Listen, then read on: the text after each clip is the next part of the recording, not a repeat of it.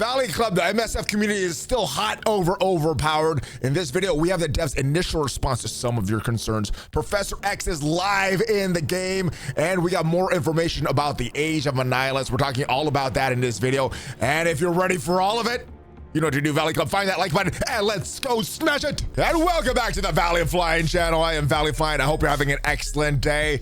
Overpowered. We got the devs' initial response to some of your concerns. We also have Professor X live in the game. Yeah, he's already been unlocked. And the Age of Annihilus. More details about what is coming up. And if you get some value from this video, hit that like button. Hit the subscribe button for even more Marvel Strike Force content. At least 5 Marvel Strike Force videos every single week on the channel. And ring the notification bell so you know as soon as a brand new video goes up. But before we get into all the latest about Overpowered, the Professor X saga, and the Age of Annihilus, I do want to thank the sponsor of this video, Raid Shadow Legends. And if you want to get 4 epic characters for free, make sure you scan that QR code up there or use that download link to start a brand new raid account. So when you use my download link, day 1, you're gonna get Uugo right as soon as you finish the tutorial. One of the best epic support champions in the game right now. Level 25, you're gonna get Tagoar. I got this character also on day 1. Another great support champion, another great reviver. Level 45, you get Rector Drath, and she may be one of the best revivers in the game, one of the best epic revivers in the game. You get her for free at level 45. And at level 50, I just unlocked this guy. You get Mausoleum Mage, another great support champion. And if all those epics weren't enough, within the first 24 hours of starting your account, you get a free legendary. You can choose from Wukong using the code Monkey King, Supreme Gaelic, legendary Void Attacker, very, very good champion. You can unlock him with this code Supreme6. Or you can choose Alice using the code Alice, or Loki using the code Loki. Now, you only get to choose one of them, and my personal pick was Wukong. Supreme Gaelic is another great choice, though. Wukong's probably a little better in arena. Supreme Gaelic a little better in your PvP content. But you also get a chance to get another legendary with a reward calendar that's going on right now until the 4th of May. For these 25 days, if you collect 100 of these fragments, you could get Udex Artor, another legendary character. And yeah, if you miss some of these days, you can go back and get the fragments. The other rewards, you can't go back, but you can get these fragments. So 100 fragments total, you get another free legendary character. So guys, if you want to get all those epics and legendaries for free, make sure you use my link in the description or scan that QR code to download Raid. And it's a great time to start a new account. I just started a brand new one about 50 days ago. So check out my second channel, all about Raid Shadow Legends, if you want to get that tips and follow along with me as I play that account. But let's jump right into this interview with Pathfinder and General Manager Ryan Jacobson. This was from a live stream on Twitch on Friday. The VOD was just released yesterday, so let's go through some of the more important things, starting with Overpower. I think definitely addressing the elephant in the room to start is probably best, right? We've heard the community, right? They've been pretty loud, they've been pretty vocal. We know what people are saying about Overpower right now as it exists. I would say they just have to give us a little bit of time, right? The system has just come into the game. It hasn't even been 7 days yet. We need to really look at the data to understand, is the system doing what we thought it would do? Is it more or less achieving the goals, not achieving the goals? And then we can really kind of come back and make a decision overall on what we want to do with it. So this response is very, very par for course with Marvel Strike Force. They usually wait and see, take up the data, see if the backlash from the community is just something because it's new, Overpowered new, or it really does feel bad. And I think they want to get a little more data with that. That's not something different that they've done in the past. When they've released things to the community, a lot of times they wait and see, get some data, and then they make some changes or remove it. I don't think they're going to remove Overpowered, but possibly make some changes to make some of the Wards and Crucible matches feel a little less bad than they have been this past week or so. I think hindsight's always 2020. But I think looking back, I would have said we probably should have released the PvE side before the PvP side. That's pretty interesting. I know some of the community would not have liked a PvE, but I think the majority of what the community that I've heard from would have liked it released in PvE first, to kind of get the community used to the way that Overpowered is working. And I don't know. Let me know if you think that would have been better to release in PvE before PvP. And right now we are still going to be releasing the PvE side. But I would say what we're ultimately trying to do is really tune to kind of say like an Overpower 8 range. And so that the people who have invested in a lot of their characters past kind of 8, it's going to feel really great as you're going through a lot of that PvE content. So the more investment should feel really good. And which does make me confident that if you build to level 8, you should be fine. If you're a newer mid-game player, this does give me some hesitation of what's going to happen. If you don't have some of your characters at level 8, maybe you'll struggle. Maybe just building up to level 8 will be the new norm for PvE content. I don't know. I guess I'm kind of wait and see on the PvP side, but I do not like the PvP side. Now, honestly, I don't know if it's really affected my wars too much. I've played war very casual. I haven't seen too many Odin 11s, rank 11s in Arena, and even those that I've seen have beaten. Cosmic Crucible, first day I was really screwed up, and some of that might have been the new rule. Second day I did not play that. Yesterday, won all of the rooms, one-shotted all the rooms. I had some of the community helping me with a proper counter, so I'm not sure. I know it doesn't feel good. I know I don't like that the community is unhappy like this, so that's why I would think that's why I would want Overpower reduced a little bit. Let me know what you think. Has it actually affected some of your wars, some of your Crucible matchups? I'm not sure if that's actually affected me too much firsthand, though. Good, and also making sure that people don't feel like the content that we're putting out there is punishing them, right? So just going straight to the top and putting it at 10, which I think would be not well received, again, given the current sentiment that we're seeing on the kind of PvP side. But I would say as it is with everything, give us a little bit of time so that we can assess the data.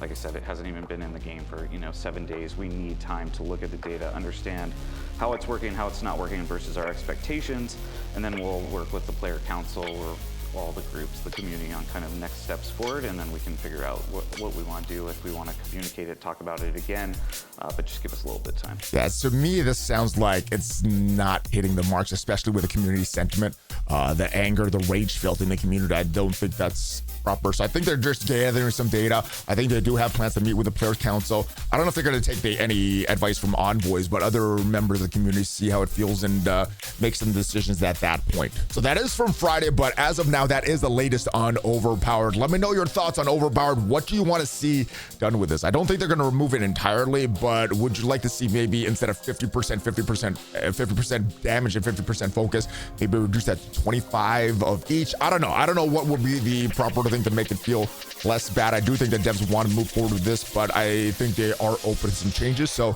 let me know what you would want to see to make this a little more palatable. Now, I do think the main point of the stream was to tease and answer questions about the Age of Annihilus, and they did release some information earlier in the week. And a couple of the major bullet points from the Age of Annihilus. It's going to start in early May. The new age structured around 3-month chapters, and each of these chapters will have another legendary character, all leading to the final chapter with Annihilus. And what they say, the chapters will be different from the current showcases, aiming to provide a better narrative arc and integrate the new legendary characters around monthly team releases to be effective in the core game loop. The goal is to create a more immersive experience. So I think I did kind of have that with the Age of Apocalypse. I felt very immersed during the time. Never really felt that in the Age of Mephisto. Had some weird characters there. Old Man Logan, Shadow King, Odin don't really feel like Mephisto type characters. I don't even remember what they did for Super Skrull, which was after Apocalypse. But I think this is good moving forward. A new theme that leads into one core experience. Now, what they also say at the end, at the conclusion of the Age of Annihilus, the 3 legendary characters that are going to be released during this time, they are going to form this ultimate complete team, kind of like a Voltron team, is kind of how I'm seeing this. And that's kind of what I expected from the Age of Apocalypse, having Rogue, Red Hulk, and the rest of them form one team with Apocalypse. That sort of happened, and then they kind of went away because you didn't really want to pull like Red Hulk off the Gamma team. You didn't really want to pull Rogue off of that X-Men team. Felt kind of didn't real feel good to make one complete team. I think that's what they want to do with this Annihilus team. And to accommodate players who may not acquire Annihilus immediately, the devs want to rework 2 existing characters to be included in this team, similar to what they did with the Illuminati. And if we take the Captain Britain release out of the Illuminati, I do like what they did with this team. So Hank Pym, Black Panther, Shuri, very easy to access. Got a lot of shards for them during the release. And then you could use Black Bolt, Mr. Fantastic, Iron Man to form a team. But if you have Captain Britain, that will be the better team. So I'm thinking that's what's going to happen with these legendary characters. The better version will be these 3 characters and a Nihilist. But if you don't have a Nihilist, if you don't get that unlock, looks like there will be some other characters that they will be including with that. And they kind of allude to the new team that will be related to a Nihilist. Experiment in the Age of a Nihilist. Yes. Yes. The Fantastic Four, if we didn't do anything with them, given, you know, how much hype is going around right now with the upcoming movie and the cast and everything that they're doing, for us, there's a lot that we're actually doing on kind of the UA creative side that we're already starting to get ahead of, that I'm very excited about. Yes, I've seen some of those. They look pretty cool. It's going to be fun, man. It's going to be really, really fun. So yes, I think, you know, the Fantastic Four will 100% be a part of the Age of a Nihilist again. I think that would be a massive miss on our behalf if, number one, we didn't have them come in, you know, with the Fantastic Four movie, but also a Nihilist is just, he pairs so well to the Fantastic Four. That's, again, one of the main reasons that we actually chose him. And that makes sense. A Nihilist being a Fantastic Four villain, Fantastic Four movie right around the corner. But they give more insight on to which character might be a part of this team, which major character might be a part of this team. There's certain characters we've already done. Oh yeah. Reworks of, right? 3. Yeah, 3 so far. I was gonna say, and there's one we have not done. Yeah, there is. So I would highly speculate that maybe that character is one of the ones we rework. And if we go into the game right now, I think it's pretty obvious which character is gonna get a rework. Invisible Woman is part of the Mighty Avengers already. She already had a rework. Mr. Fantastic, already mentioned him. He is a part of the Illuminati, already had a rework. Thing had a rework a little while ago, part of the new Avengers, but who never had a rework is Human Torch Johnny Storm. So yeah, something to do with the Age of a Nihilist. Johnny Storm getting a rework, 100% confirmed. And they released a few more details about the new Intel store that was talked about last week. It's going to have a new currency, Intel. It's going to be earned through engagement and core game loops and the core loop. This cannot be purchased directly. That's an interesting thing there. It's intended to reward time engagement, creating a more level playing field with engaged players. So that should be a good thing. And as far as the shops that they're going to have in there, should have some pretty good stuff like gold training mats and having as many desirable items in there so players can strategically decide how to spend their currency. And the new supply shop sounds very, very exciting because it's supposed to reduce the number of currencies available all into one legacy currency and then just using that Intel currency. Now, what they do say, you're not going to be losing any currency value in the conversion, and players will receive a bonus amount of supply credits. So I think this is a good way to introduce this system. And man, the Professor X saga not even alive for 24 hours.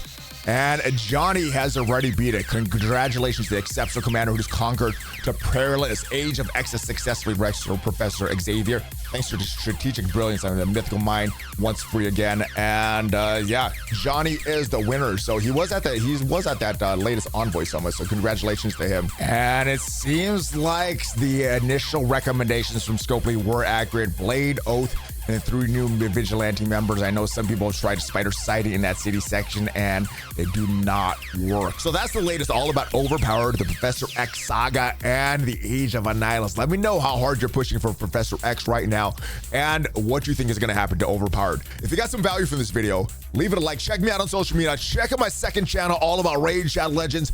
And if you want to see what are the only 10 teams that you need right now in Marvel Strike Force, check out the video up there, and I'll see you guys next time. Have a great rest of your day. Hulk fist bump, ValleyFlyin out.